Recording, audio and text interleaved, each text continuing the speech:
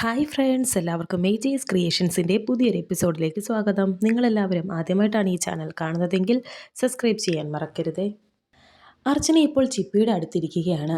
എന്നിട്ട് അർച്ചന ഇപ്പോൾ കുഞ്ഞിനെ സമാധാനിപ്പിക്കുന്നുണ്ട്. മോള് വിഷമിക്കേണ്ട, മോളുടെ വീട്ടിൽ നിന്ന് ആരെങ്കിലും വന്നിട്ടേ ആൻറ്റി ഇവിടുന്ന് പോകൂ എന്നൊക്കെ പറയുന്നുണ്ട് അർച്ചന.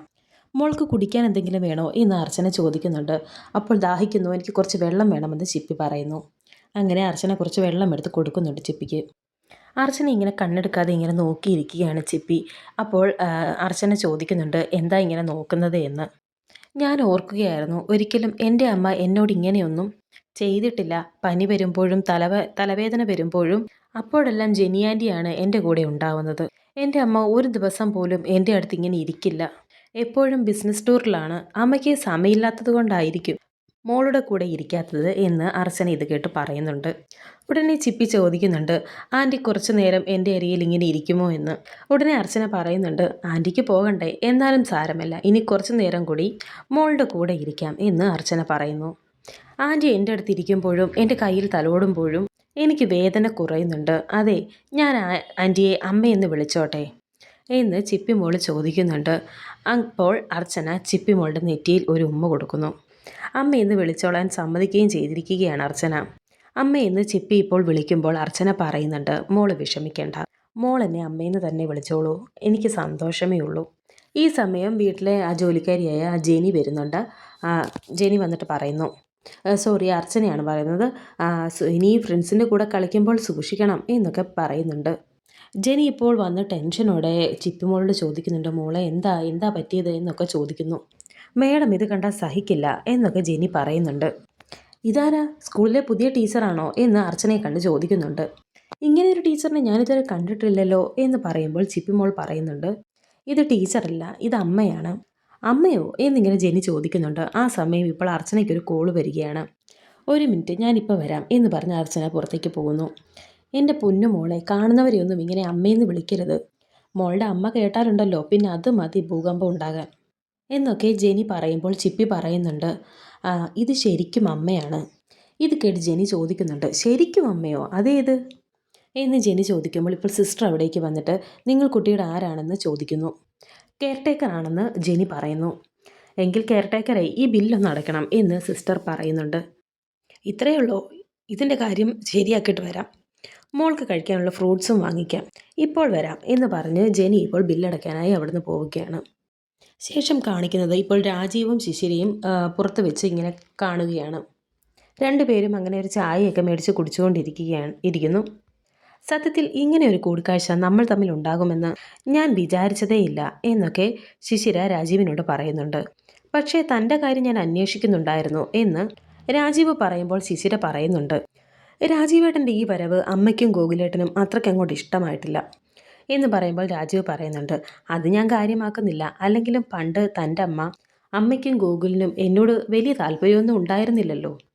അതുപോട്ടെ, ഇനിയെങ്കിലും നമ്മൾ തീരുമാനിച്ചതുപോലെ കാര്യങ്ങൾ മുന്നോട്ട് പോകണം എന്ന് രാജീവ് ശിശിരയോട് പറയുന്നു. എന്താ ഇപ്പോൾ ഗോകുലിൻ്റെ ആറ്റിറ്റ്യൂഡ് എന്ന് രാജീവ് ചോദിക്കുമ്പോൾ ശിശിര പറയുന്നുണ്ട്, പണ്ടത്തിൽ നിന്നും ഒട്ടും മാറ്റമില്ല എന്ന്.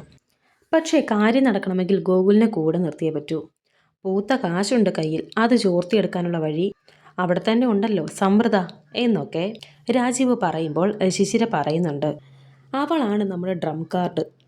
ഏത് നിമിഷം വേണമെങ്കിലും എല്ലാ രഹസ്യവും നമുക്ക് പൊട്ടിക്കാം. ഗൗരിമോള് ഗോകുലിൻ്റെ ജീവനാണ്. അവൾക്ക് സമൃദ്ധയില്ലാതെ പറ്റില്ല. അവൾക്ക് വേണ്ടിയിട്ട് എന്തും ചെയ്യും. ബ്ലാക്ക് മെയിലിംഗ് ആണ്, അതും സ്വന്തം സഹോദരനോട്. പക്ഷേ വേറെ വഴിയില്ല എന്നൊക്കെ ഇങ്ങനെ ശിശിര പറയുന്നുണ്ട്. അപ്പോൾ രാജീവും പറയുന്നുണ്ട്, തൽക്കാലം അതിൻ്റെ ആവശ്യമില്ല. അതിനേക്കാൾ വലിയൊരു സ്രാവ് വലയിൽ വന്ന് കുടുങ്ങിയിട്ടുണ്ട്. അതൊരു കേസാണ്, ഒരു കണ്ടെത്തൽ കേസ്.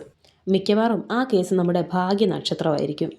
ഇങ്ങനെയൊക്കെ രാജീവ് പറയുന്നത് കേട്ട് ശിശിരി ഇപ്പോൾ പറയുന്നുണ്ട്, ഇങ്ങനെ തൊട്ടും തൊടാതെയുമൊക്കെ പറഞ്ഞാൽ എനിക്ക് എങ്ങനെ മനസ്സിലാവാനാ, ആരാ രാജീവേട്ടൻ്റെ ലക്ഷ്യം എന്ന് ചോദിക്കുമ്പോൾ രാജീവ് പറയുന്നുണ്ട്, അത് സ്വർണം കായ്ക്കുന്നൊരു മരമാണ്. ശരിക്കും പിടിച്ചൊന്ന് കുലുക്കിയാൽ മതി. ആ ഒരു കാര്യം മാത്രം മതി ശിഷ്ടകാലം സുഖമായി ജീവിക്കാൻ എന്നൊക്കെ പറയുമ്പോൾ ശിശിര പറയുന്നുണ്ട്, എന്നോട് പറയേ, എന്തിനാണ് മറച്ചു വെക്കുന്നത്, ആരാണ് ആള് എന്നൊക്കെ ശിശിര ചോദിക്കുന്നു. ഞാൻ ആരോടും പറയില്ല എന്നും ശിശിര പറയുന്നുണ്ട്. അപ്പോൾ രാജീവ് പറയുന്നു, എനിക്ക് തന്നോട് പറയുന്നതിൽ ബുദ്ധിമുട്ടൊന്നുമില്ല, അതൊരു സ്ത്രീയാണ്, ഒരുപാട് രഹസ്യങ്ങളുള്ള ഒരു സ്ത്രീ. ശേഷം ഇപ്പോൾ വീണ്ടും ചിപ്പിയെ കാണിക്കുന്നുണ്ട്. ചിപ്പിയുടെ അരികിൽ അർച്ചന വന്നിരിക്കുന്നു. ചിപ്പിയുടെ കൈ ഇങ്ങനെ തടവി കൊടുക്കുകയാണ് അർച്ചന. അതുകൊണ്ട് തന്നെ ചിപ്പി ഇപ്പോൾ ചെറിയ മയക്കത്തിലാണ്. തലയിൽ തലോടിയപ്പോൾ ഇപ്പോൾ ചിപ്പി കണ്ണു തുറന്നിരിക്കുകയാണ്. സന്തോഷത്തോടെ അർച്ചനയെ ഇങ്ങനെ നോക്കി. എന്താ ചിരിക്കുന്നത് എന്നിങ്ങനെ അർച്ചന ചോദിക്കുന്നുണ്ട്. ഒന്നുമില്ല, ഞാൻ വെറുതെ ചിരിച്ചതാണെന്ന് ചിപ്പി പറയുന്നു. അത് കള്ളം, എന്തോ ഉണ്ട്, പറയ്. എന്താ ഇപ്പം ആലോചിച്ചത് എന്നൊക്കെ അർച്ചന ചോദിക്കുന്നു.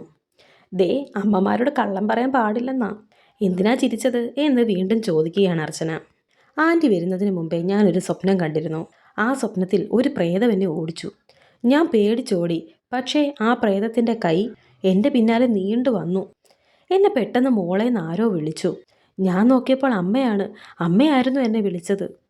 ഞാൻ ഓടി വന്ന് അമ്മയെ കെട്ടിപ്പിടിച്ചു. അമ്മയും എന്നെ കെട്ടിപ്പിടിച്ചു. ഇതൊക്കെ കേട്ട് അർച്ചന ചോദിക്കുന്നുണ്ട്, എന്നിട്ട് പ്രേതം എങ്ങോട്ട് പോയെന്ന്. ഞാൻ തിരിഞ്ഞു നോക്കിയപ്പോൾ പ്രേതത്തെ കണ്ടില്ല.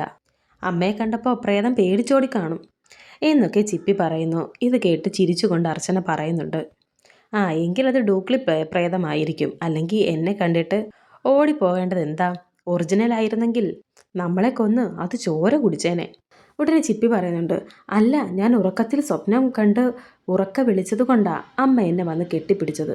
ആ വിളി കേട്ടപ്പോഴാണ് പ്രേതം ഓടിപ്പോയത് എന്നൊക്കെ കുഞ്ഞ് പറയുമ്പോൾ അർച്ചന ചോദിക്കുന്നുണ്ട്, സ്വപ്നത്തിൽ എന്താണ് വിളിച്ചതെന്ന്. ചിപ്പി പറയുന്നുണ്ട്, അമ്മയെന്ന്.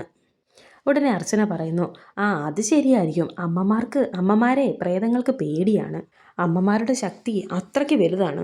സ്വന്തം മക്കൾക്ക് വേണ്ടി അമ്മമാർ ഭദ്രകാളിയായി മാറും എന്നൊക്കെ അർച്ചന ഇങ്ങനെ പറയുന്നുണ്ട്. ഭദ്രകാളിയെ പ്രേതങ്ങൾക്ക് പേടിയാണെന്നും അർച്ചന പറയുന്നുണ്ട്.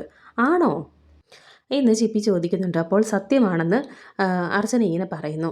എന്നാൽ പിന്നെ ഞാനൊരു കാര്യം ചോദിക്കട്ടെ എന്ന് ചിപ്പി ചോദിക്കുന്നു. അപ്പോൾ വീണ്ടും അർച്ചനയ്ക്ക് കോള് വരികയാണ്. വിളിക്കുന്നത് ശോഭനാമ്മയായിരുന്നു. മോളെ നീ എവിടെയാണെന്ന് ശോഭന ചോദിക്കുന്നുണ്ട്.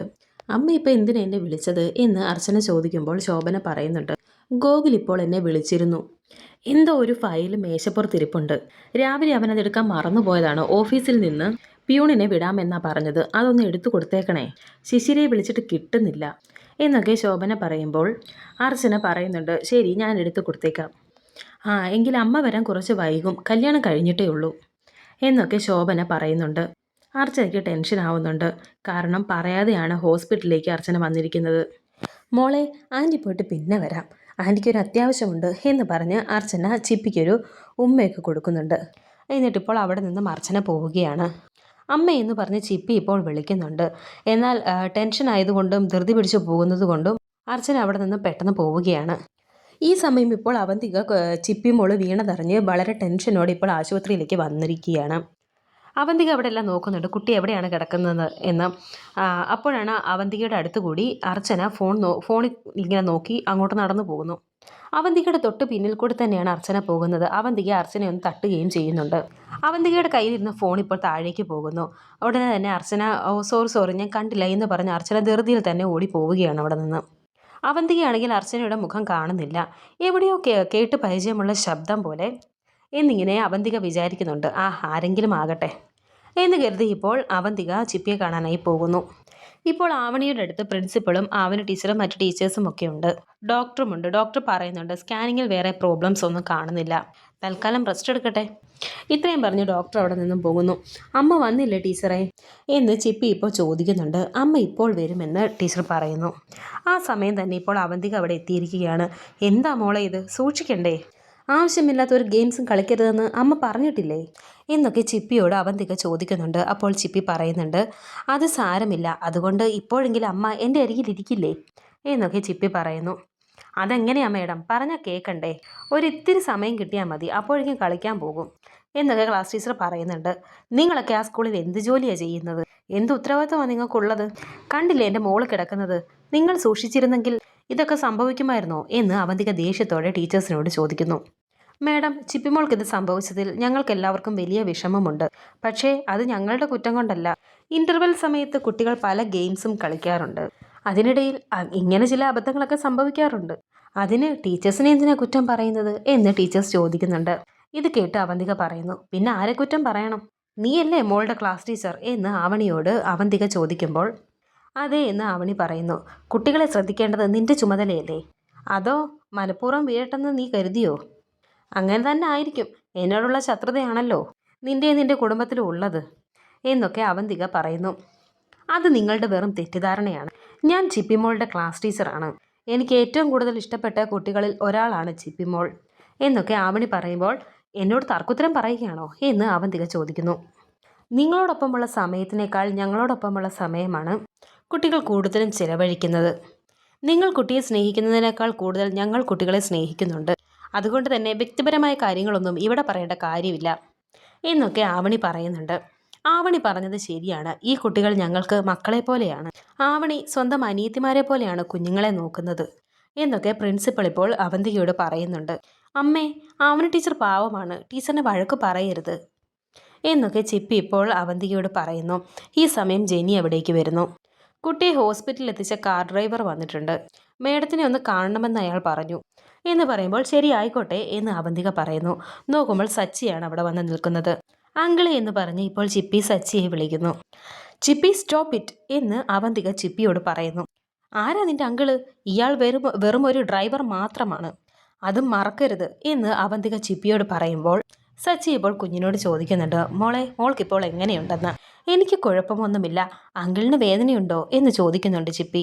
അപ്പോൾ സച്ചി പറയുന്നുണ്ട്, കുഴപ്പമില്ല, ചെറുതായിട്ടേ ഉള്ളൂ, മോൾക്കൊന്നും പറ്റിയില്ലല്ലോ എന്നും ചോദിക്കുന്നു. ഇത് കേട്ട് അവന്തിക പറയുന്നുണ്ട്, അത് ശരി, എൻ്റെ മോൾക്ക് എന്തെങ്കിലും പറ്റുമെന്നാണോ നിന്റെ മനസ്സിലിരിപ്പ് എന്നൊക്കെ അവന്തിക ഇപ്പോൾ ദേഷ്യത്തോടെ ചോദിക്കുന്നുണ്ട്.